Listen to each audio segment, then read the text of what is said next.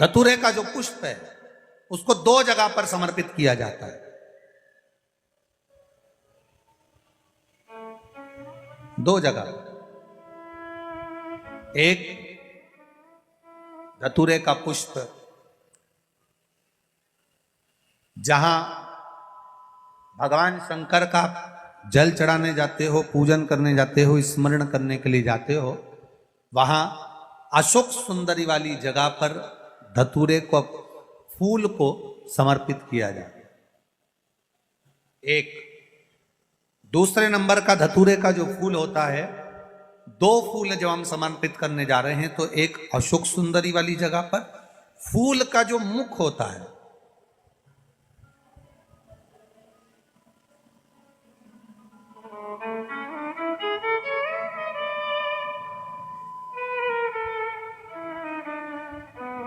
मान लो ये फूल है धतूरे का। वैसे तो धतूरे का फूल लंबा होता है, आपने दर्शन किए किस किसने करे ना, सबने दर्शन। धतूरे का फूल लंबा होता है। अब वो लंबा जो पुष्प है उसका जो खिला हुआ भाग है, जो खिला हुआ, और पीछे की जो डंडी है, तो अशोक सुंदरी वाली जगह पर जब हम समर्पित करते हैं, अशोक सुंदरी वाली जगह पर जब हम उसको चढ़ाते हैं, तो जैसे ये शिवलिंग है और यहाँ सामने अशोक सुंदरी की जगह है, तो जो अशोक सुंदरी वाली जगह पर हम पुष्प समर्पित करते हैं तो खिला हुआ जो भाग है, जो खिला हुआ भाग है, उसको इस तरह से रखते हैं कि शिवलिंग की ओर उसका खिला भाग जाए, और डंडी का भाग इधर गणेश जी, कार्तिकेय जी और 33 कोटि जो देवी देवता हैं उस ओर उसका भाग जाए, उसका भाग ऐसा समर्पित।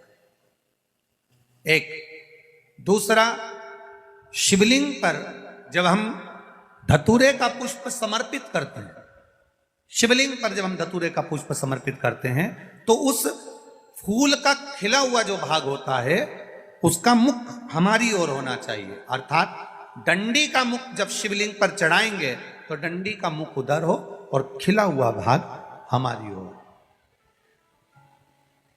बहुत अंतर है महाराज। जैसे बेलपत्री चढ़ाते हैं तो बेलपत्री चढ़ाते समय डंडी का मुख अपने ओर कर लेते, पत्तियों का मुख उधर कर देते, तो खिला हुआ जो भाग है वो हम अपनी ओर रख लेते हैं।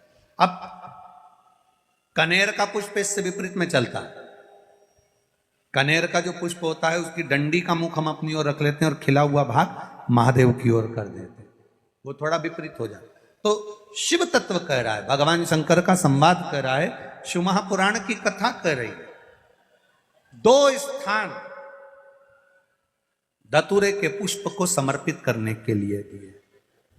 कौन कौन सा स्थान है? जम के बोलो। पहला, जम के बोलो।